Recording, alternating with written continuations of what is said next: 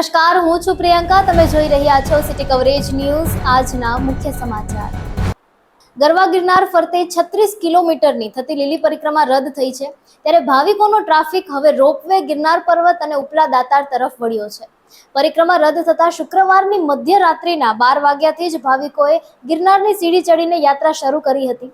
જ્યારે 3 દિવસ બાદ રોપવે શરૂ થતા મોટી સંખ્યામાં ભાવિકોએ રોપવેમાં બેસી અને મા અંબાના દર્શન કર્યા હતા.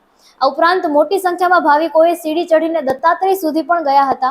શુક્રવારની રાત્રિથી શરૂ થયેલો ભાવિકોનો ટ્રાફિક શનિવારે પણ બરકરાર રહ્યો હતો.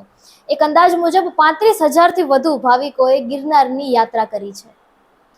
વિસાવદર તાલુકાના શોભાવડલા ગામ નજીક આવેલ ખોડિયાર આશ્રમમાં 16 ઓક્ટોબરે સવારે 10 વાગ્યાના અરસામાં થયેલ ટ્રિપલ મર્ડરનો ભેદ ઉકેલાયો છે. આ બનાવમાં મૃતક યુવાનના સગીરભાઈ અને માતાની અટક કરવામાં આવી છે. નાનો ભાઈ વ્યસની હોવાથી અવારનવાર ઝઘડો કરતો હતો, જેથી મોટા ભાઈએ વ્યસન અંગે ઠપકો આપ્યો અને આ બાબતનો ખાર રાખીને મોટા ભાઈ અને સગર્ભા ભાભીને લોખંડના પાઇપ વડે માર મારી તેને મોતને ઘાટ ઉતાર્યા હતા. બાદમાં બંનેની લાશને ઘરના ઢાળિયામાં ખાડો કરી અને દાટી દીધી હતી. આ બનાવમાં પુરાવાનો નાશ કરવા માટે માતાએ પણ મદદ કરી હતી, જેથી પોલીસે બંનેની અટક કરી છે. જૂનાગઢના ડોક્ટર ઉર્વશી દેવ મુરારીએ 2 જોડ શૈક્ષણિક સિદ્ધિઓ દ્વારા વર્લ્ડ બુક ઓફ રેકોર્ડમાં સ્થાન મેળવ્યું છે. ગુજરાતીમાં કહેવત છે કે ભણે તે ગણે. આ કહેવત સોરઠની એક દીકરીમાં અક્ષરશઃ સાચી પડી છે.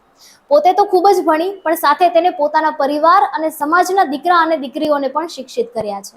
આ દીકરીની સિદ્ધિઓની નોંધ વિશ્વ કક્ષાએ લેવાઈ છે, જેનું નામ છે ડોક્ટર ઉર્વશી જાનકીદાસભાઈ દેવ મુરારી. જૂનાગઢમાં પ્રજ્ઞાચક્ષુ ચેરિટેબલ ટ્રસ્ટ સંચાલિત અંધ કન્યા છાત્રાલય તેમજ સત્યમ સેવા યુવક મંડળના સંયુક્ત ઉપક્રમે 18 પ્રજ્ઞાચક્ષુ દીકરીઓને 5G મોબાઈલ અપાયા છે. હવે પ્રજ્ઞાચક્ષુ દીકરીઓ યુટ્યુબ અને ગૂગલના માધ્યમથી શિક્ષણ અને જનરલ નોલેજના મૂંઝવાતા પ્રશ્નોનું નિવારણ લાવી શકશે. સાથે જ પોતાની પર્સનલ લાઈફ બનાવી અને સમાજમાં આગવું સ્થાન પ્રાપ્ત કરી દિવ્યાંગ હોવા છતાં પણ પગભર થઈ શકશે, તેમ સત્યમ સેવા યુવક મંડળના પ્રમુખ મનસુખ વાજાએ જણાવ્યું હતું. કારતક સુદ 11 તુલસી વિવાહના પ્રસંગે લઈ જૂનાગઢમાં શેરડીનું ધૂમ વેચાણ થઈ રહ્યું છે. એવું કહેવાય છે કે તુલસી વિવાહ પ્રસંગે માંડવો રોપવા માટે શેરડીના સાઠાનો ઉપયોગ થાય છે, જેને લઈને જૂનાગઢ શહેરમાં ઠેર ઠેર શેરડીનું વેચાણ થઈ રહ્યું છે. એક અંદાજ મુજબ 2 દિવસમાં જૂનાગઢ શહેરમાં 800 થી 1000 મણ શેરડીનું વેચાણ થશે. સરકાર 2026 સુધીમાં સ્વદેશી એઆઈ લોન્ચ કરવાની તૈયારીમાં છે. એઆઈ ઝડપથી વિકાસ પામી રહ્યું છે, ત્યારે હવે આઈઆઈટી BHUના 25 વર્ષીય વિદ્યાર્થી સ્પર્શ અગ્રવાલે એક એવું વિશિષ્ટ એઆઈ મોડેલ બનાવ્યું છે, જે ગાય છે, ફફડાટ ફેલાવે છે અને સૌથી અગત્યનું માનવ લાગણીઓને સમજે છે. તેનું નામ લુના એઆઈ રાખવામાં આવ્યું છે. સ્પર્શ અગ્રવાલે તેને પિક્સા એઆઈ હેઠળ બનાવ્યું છે. લુના એઆઈ એ વિશ્વનું પ્રથમ speech to speech basic model છે. તે ફક્ત જવાબ નથી આપતું, પણ અનુભવ પણ કરી શકે છે.